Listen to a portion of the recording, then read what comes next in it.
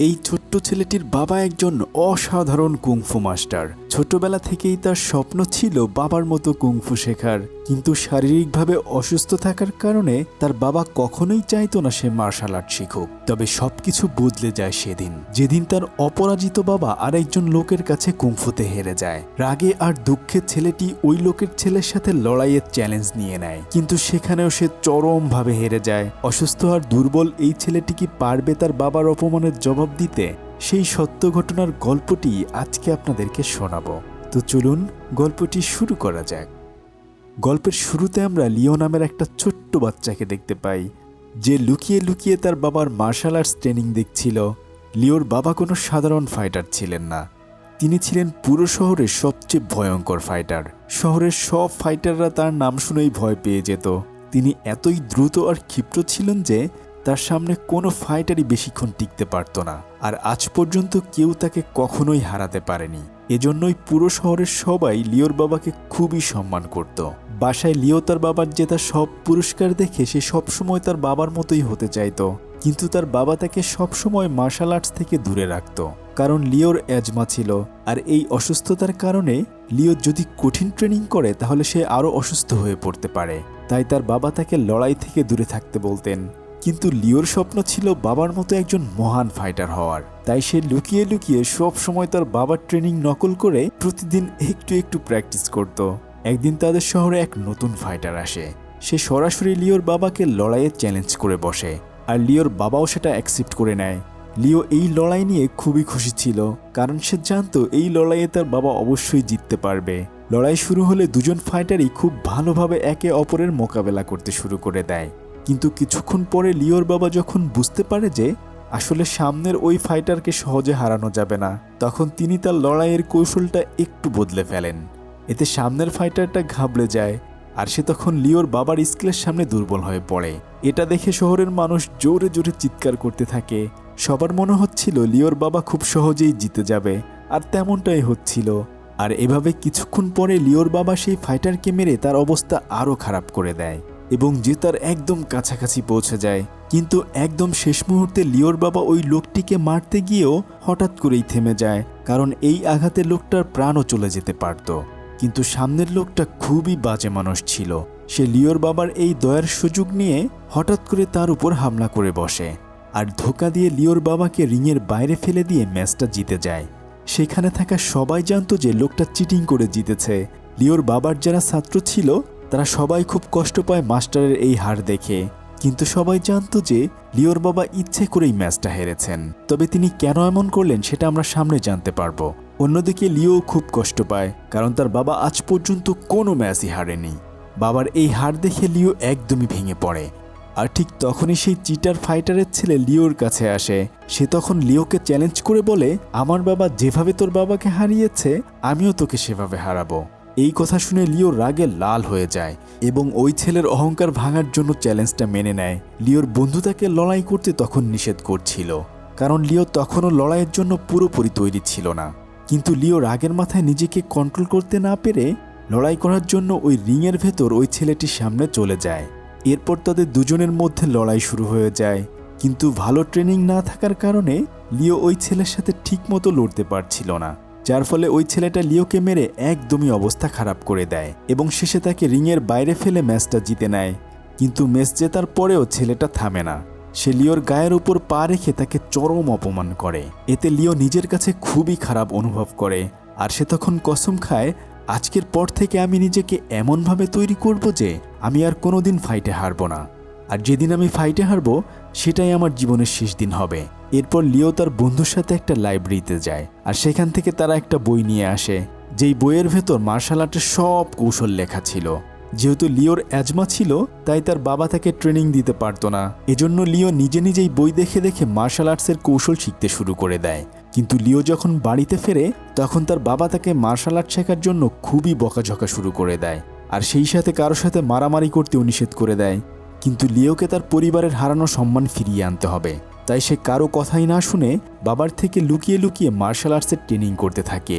লিও এত মন দিয়ে ট্রেনিং করত যে সে স্কুলের পড়াশোনাতেও মনোযোগ দিতে পারত না। তখন লিওর বন্ধু তার স্কুলের পড়া লিখে দিত, আর লিও তখন না খেয়ে না ঘুমিয়ে দিন রাত প্র্যাকটিস করতে থাকে। এভাবে বেশ কয়েকদিন কষ্টের পর লিওর যখন মনে হলো সে এবার পুরোপুরি তৈরি হয়েছে, তখন সে সরাসরি গিয়ে ওই ছেলেটাকে লড়াইয়ে চ্যালেঞ্জ করে বসে, যে তাকে গতবার হারিয়েছিল। এরপর তাদের মধ্যে লড়াই শুরু হয়ে যায়। যেহেতু লিও এবার খুব ভালোভাবে ট্রেনিং করেছিল, তাই ওই ছেলেটা লিওর সামনে বেশিক্ষণ টিকতে পারে না। লিও খুব সহজেই তাকে হারিয়ে দেয়। ফাইট জেতার পরে লিও এতই খুশি হয় যে সে রাস্তায় দৌড়াতে দৌড়াতে চিৎকার করে সবাইকে তার জেতার খবর জানাতে থাকে। আর এভাবে কয়েকটা বছর পেরিয়ে যায়। লিও এখন বেশ বড় হয়ে গেছে, আর সেই সাথে সে বিয়েও করেছে। সাথে তার একটা মিষ্টি মেয়েও আছে। কিন্তু এখন তার বাবা মারা গেছে, শুধু তার মা বেঁচে আছে। তবে এখন আমরা জানতে পারি যে লিও আর আগে সেই ছোট্ট লিও নেই, বরং সে এখন তার শহরের সবচেয়ে ভয়ঙ্কর ফাইটার। সে আজ পর্যন্ত কোনো ফাইট হারেনি। আর পুরো শহরে লিও বেশ বিখ্যাত হয়ে গেছে। সবাই লিওকে সম্মান করে, আর কারো এত সাহস নেই যে সে লিওকে লড়াইয়ের জন্য চ্যালেঞ্জ করবে। কারণ যখনই কেউ লিওর মোকাবেলা করতে আসে, লিও তাকে এত বাজেভাবে মারে যে সে আর নিজের পায়ে দাঁড়াতে পারে না। আর এই কারণেই আজ লিও তার বাবার মতো পুরো শহরে বেশ জনপ্রিয়। কিন্তু সারাক্ষণ তার পেছনে মানুষের ভিড় আর সবার সম্মান লিওকে নষ্ট করে দিয়েছিল। লিও এখন অনেক বেশি অহংকারী হয়ে গেছে। কিন্তু তার বাবার সবকিছু থাকার পরেও যেমন খুব সাধারণ জীবনযাপন করত, লিও একদমই তেমন হয়নি। সে নিজেকে অনেক বেশি শক্তিশালী মানুষ মনে করে, আর কাউকে একদমই সম্মান করে না। সে সবসময় মদের নেশায় ডুবে থাকে, আর মানুষদেরকে ফ্রিতে ফ্রিতে মদ খাওয়ায়। মাঝে মাঝে লিও এত মদ খেয়ে নিত যে সে নিজের বাড়ির রাস্তাও ভুলে যেত। লিও তার সব টাকা সবসময় এসব কাজ করেই উড়িয়ে দিত, যার কারণে লিওর উপর হোটেল মালিকের অনেক ধার জমে গিয়েছিল। আর এই হোটেল মালিক ছিল লিওর সেই ছোট্টবেলার বন্ধু, যে লিওর স্কুলের পড়া লিখে দিত। তার বন্ধু লিওর এই বাজে খরচের দিকে নজর রাখত। কিন্তু লিও তার ছোটবেলার বন্ধু হওয়ায় সে লিওকে এই ব্যাপারে কোনো কিছুই বলতো না। লিও তার বন্ধুর ভালো মানুষের সুযোগ নিয়ে শুধু নিজেই ফ্রিতে খেত না, বরং তার দলের লোকজনদেরকেও সব কিছুই ফ্রিতে খাওয়াতো, আর তার বন্ধুকে এক পয়সাও দিত না। এসব দেখে হোটেল মালিকের একদমই ভালো লাগছিল না। একদিন হোটেলের ম্যানেজার এসে মালিককে বলে যে আমাদের হোটেলের অনেক লোকসান হচ্ছে, কারণ লিও আর তার লোকজনেরা প্রতিদিনই ফ্রিতে খেয়ে যাচ্ছে। এটা শুনে লিওর ছোটবেলার বন্ধুর খুব রাগ হয়, এবং সে সরাসরি লিওর কাছে গিয়ে তাকে বলে যে দেখো লিও, এভাবে আর চলবে না। তুমি যে তোমার লোকদেরকে আমাদের হোটেল থেকে ফ্রিতে খাওয়াচ্ছ, এটা একদমই ভুল করছো। তুমি আমার বন্ধু, তুমি ফ্রিতে খেলে আমি মানা করব না, কিন্তু এরা তোমার সুযোগ নিচ্ছে। যেদিন তুমি এদের খাওয়ানো বন্ধ করে দেবে, দেখবে তোমার পাশের এই লোকজনগুলো তোমাকে ছেড়ে চলে যাবে। তাই এখন এসব বন্ধ করো। তুমি তোমার বাবার রাস্তায় চলছো না, মনে রেখো এই রাস্তা তোমাকে বিপদে ফেলতে পারে। কিন্তু লিও তার বন্ধুর কথায় একদমই পাত্তা দেয় না, এবং তাকে ইগনোর করে সেখান থেকে চলে যায়। পরের দিন শহরে লিও যখন তার দলবল নিয়ে যাচ্ছিল, তখন আরেকজন ফাইটার তার লোকদের নিয়ে তাদের সামনে আসে। সেই ফাইটারের নাম কিং। কিং খুব ভালো একজন ফাইটার, আর সেও লিওর মতো আজ পর্যন্ত কোনো ফাইট হারেনি।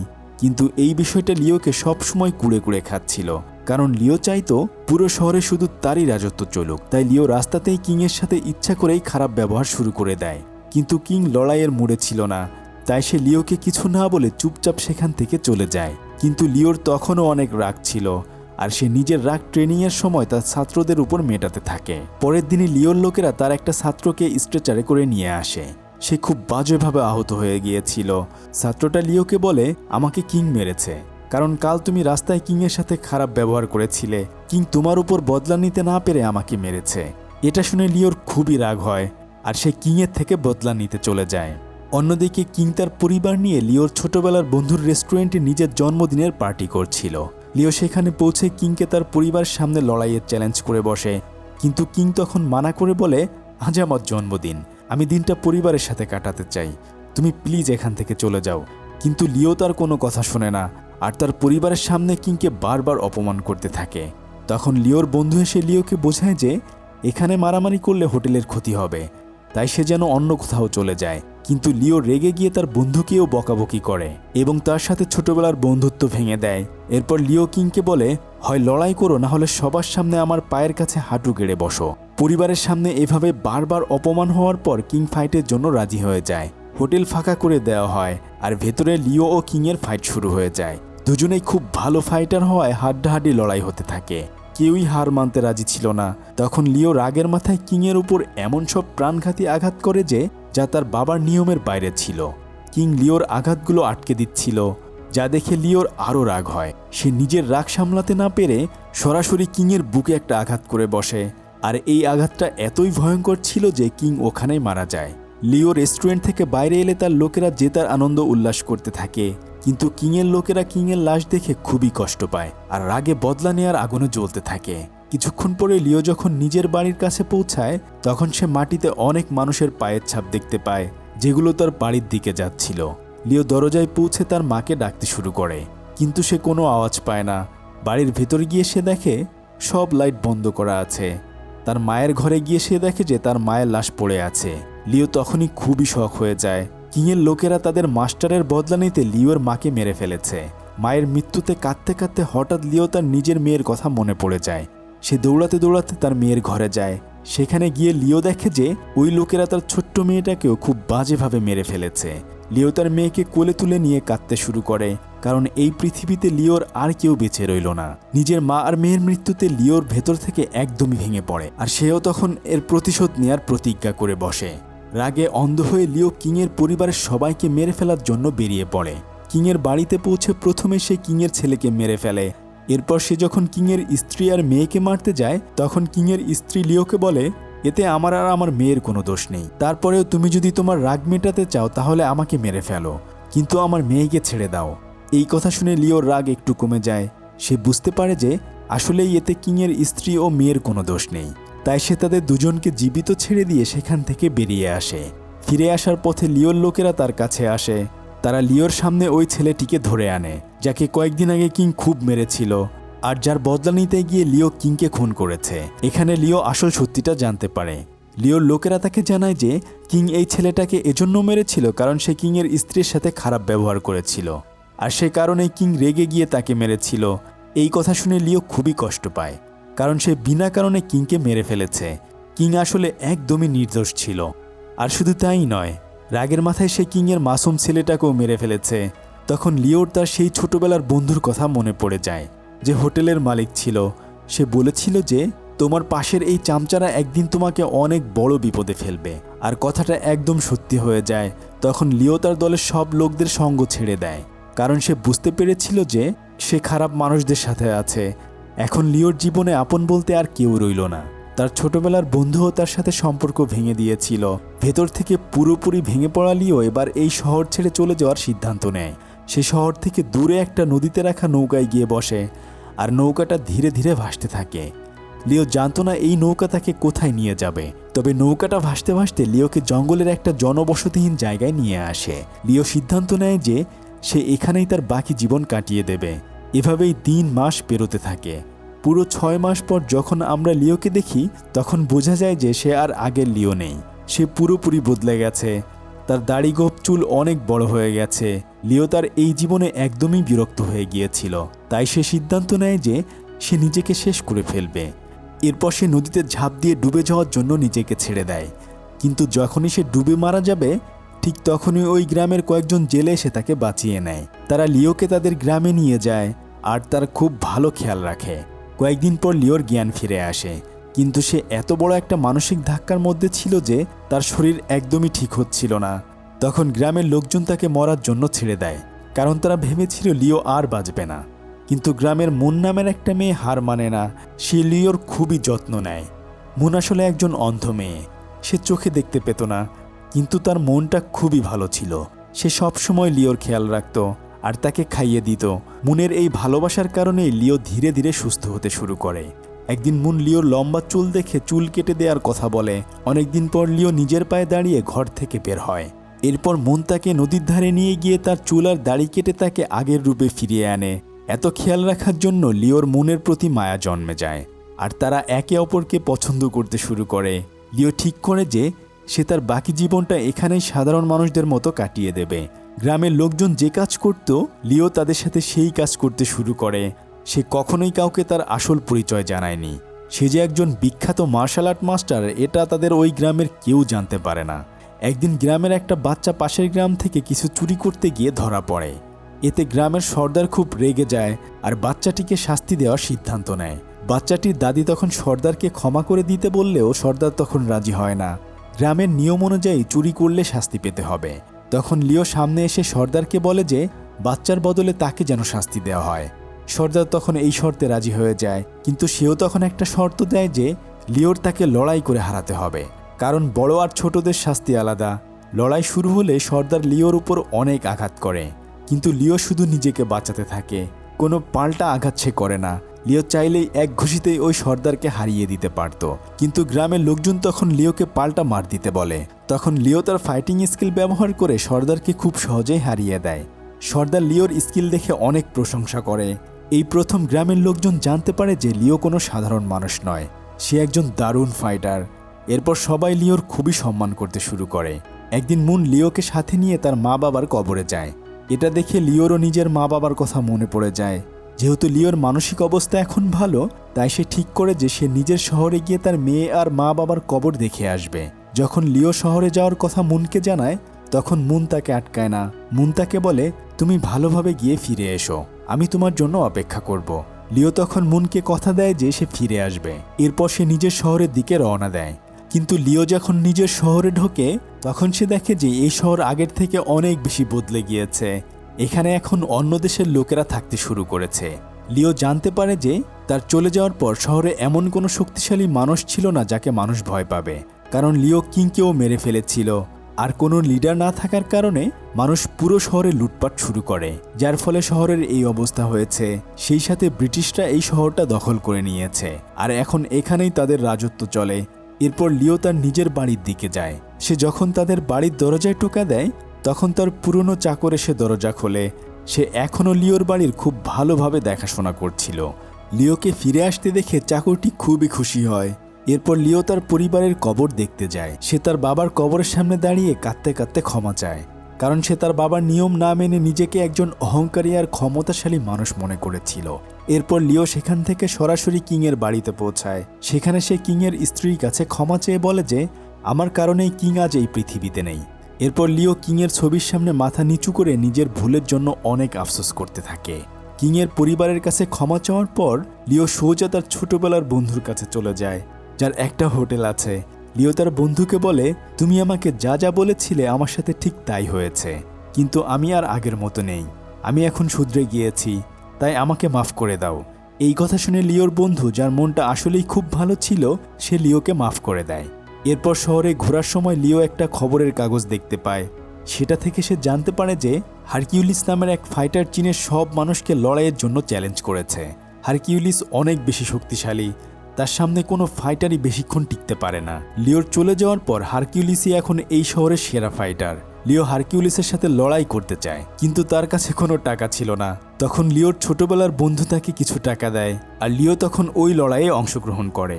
কয়েকদিন পর লড়াইয়ের দিন চলে আসে। আমরা হারকিউলিসকে দেখতে পাই, কিন্তু হারকিউলিস দেখতে অনেক বেশি শক্তিশালী, আর সে লিওর থেকে সাইজেও অনেক বড়। কিন্তু লিও তাকে দেখে একটুও ভয় পায় না। তাদের দুজনের মধ্যে লড়াই শুরু হয়ে যায়। অনেক দিন ধরে প্র্যাকটিস না করার কারণে লিও একটু দুর্বল হয়ে পড়ে, আর হারকিউলিস লিওকে তুলে তুলে মাটিতে আছাড় মারতে থাকে। কিন্তু লিও তো সহজে হার মানবে না। যখন লিও বুঝতে পারে যে হারকিউলিস এবার ক্লান্ত হয়ে গেছে, তখন সে তার আসল খেলা শুরু করে দেয়। সে হারকিউলিসের উপর ঝাঁপিয়ে পড়ে, আর শেষে লিওর একটা জোরালো ঘুষিতে হারকিউলিস রিংয়ের বাইরে পড়ে যায়। রিংয়ের বাইরে কিছু লোহার পেরেক রাখা ছিল, যার উপর পড়ে হারকিউলিসের ঘাড় ফুটো হয়ে যেতে পারত। কিন্তু ঠিক তখনই লিও তার পায়ের সাহায্যে হারকিউলিসকে বাঁচিয়ে নেয়। এটা দেখে হারকিউলিস মনে মনে লিওকে ধন্যবাদ জানায়। সে বুঝতে পারে যে সে এত ভালো একজন ফাইটারের সাথে কোনো ধোঁকাবাজি করতে পারবে না, তাই সে লিওকে সম্মান জানিয়ে নিজের হার মেনে নেয়, কারণ সে জানত লিও যদি তাকে ওই লোহার পেরেকগুলো থেকে না বাঁচাতো তাহলে হয়তো সে মারাই যেত। এরপর হারকিউলিস সবার সামনে লিওর হাত উপরে তুলে ধরে তাকে আবারও শহরের চ্যাম্পিয়ন ঘোষণা করে দেয়। আরও একবার পুরো শহরে লিওর নাম ছড়িয়ে পড়ে। সবাই জেনে যায় যে লিও শহরে ফিরে এসেছে, আর এসেই সে শহরের সবচেয়ে শক্তিশালী ফাইটারকে হারিয়ে দিয়েছে। এরপর লিও তার শহরে একটা একাডেমি খোলে, আর চীনের অনেক মানুষকে মার্শাল আর্টসের ট্রেনিং দিতে শুরু করে দেয়, যাতে চীনের মানুষরা শক্তিশালী হতে পারে আর নিজেদের অধিকারের জন্য আওয়াজ তুলতে পারে। কিন্তু অন্যদিকে যেসব বিদেশিরা চীন দখল করে রেখেছিল, তারা লিওর ফিরে আসাতে একদমই খুশি ছিল না, কারণ তারা চীনের মানুষকে নিজের গোলাম বানিয়ে রাখতে চেয়েছিল। কিন্তু লিওর কারণে তারা এখন দুর্বল হয়ে পড়েছিল। তখন তারা সবাই মিলে সিদ্ধান্ত নেয় যে লিওকে এমন একজন ফাইটারের সাথে লড়াই করতে হবে যে লিওকে মেরে ফেলতে পারবে। তখন একজন জাপানি লোক বলে যে আমি এমন একজন ফাইটারকে চিনি যে খুব সহজেই লিওকে হারাতে পারবে, আর লিওকে হারানোর পর আবার পুরো শহরের মানুষের মনে আমাদের ভয় ঢুকে যাবে। এরপর তারা পুরো শহরে ঘোষণা করে দেয় যে লিওকে একজন ফাইটারের সাথে লড়তে হবে। লিও যদি তাকে হারিয়ে দেয় তবেই লিও শহরের চ্যাম্পিয়ন হবে। লিও এই লড়াইয়ের জন্য রাজি হয়ে যায়। অবশেষে সেই দিনটি চলে আসে যেদিন ফাইট হওয়ার কথা ছিল। হাজার হাজার মানুষ লিও আর সেই ফাইটারের ম্যাচ দেখতে এসেছিল। সাথে শহর দখল করে রাখা বিদেশি শাসকরাও সেখানে এসেছিল। কিন্তু এই ফাইটারের নিয়ম একটু আলাদা ছিল। লিওকে প্রথমে পরপর 3 জন ফাইটারের সাথে লড়তে হয়, আর ব্রিটিশরা এমন করেছিল যাতে লিওর শক্তি কমে যায় আর ফাইনাল ফাইটারের সামনে লিও দুর্বল হয়ে পড়ে। কিন্তু লিও কোনো কাঁচা খেলোয়াড় ছিল না। সে মাত্র কয়েক মিনিটেই ওই 3 জন ফাইটারকে হারিয়ে দেয়। এবারে সে ফাইনাল রাউন্ডে সেই ফাইটারের পালা যাকে শাসকরা স্পেশালি লিওকে মারার জন্য এনেছিল। কিন্তু এই ফাইটার আসলে খুব ভালো একজন মানুষ ছিল, আর সে কোনো ধরনের চিটিং পছন্দ করতো না। তাই সে লিওকে বলে, তুমি এইমাত্র 3 জন ফাইটারের সাথে লড়েছ, যার কারণে তোমার শক্তি কমে গেছে। তাই এখন আমিও আগে 3 জন ফাইটারের সাথে লড়ব, যাতে আমি তোমার সমান শক্তি নিয়ে তোমার সাথে লড়তে পারি। লিওর বিপক্ষের ফাইটারের মুখে এত সুন্দর কথা শুনে লিও বেশ অবাক হয়ে যায়। লিও বুঝতে পারে যে এই ফাইটার একজন সৎ মানুষ। তাই লিও তাকে বলে, তোমাকে আর 3 জন ফাইটারের সাথে লড়তে হবে না, আমি এই এনার্জি নিয়েই তোমার সাথে লড়তে পারবো। লিওর অনুমতি পাওয়ার পর ওই ফাইটারও লড়াইয়ের জন্য তৈরি হয়ে যায়। এরপর দুজনেই নিজেদের পছন্দের অস্ত্র তুলে নেয় আর তাদের মধ্যে লড়াই শুরু হয়ে যায়। দুজনেই নিজেদের স্কিলে এত ভালো ছিল যে একে অপরকে সমান পাল্লা দিতে থাকে। তারা এত দারুণভাবে অস্ত্র চালাচ্ছিল যে উপস্থিত সবাই তা দেখে অবাক হয়ে যায়। কেউই হার মানতে রাজি ছিল না।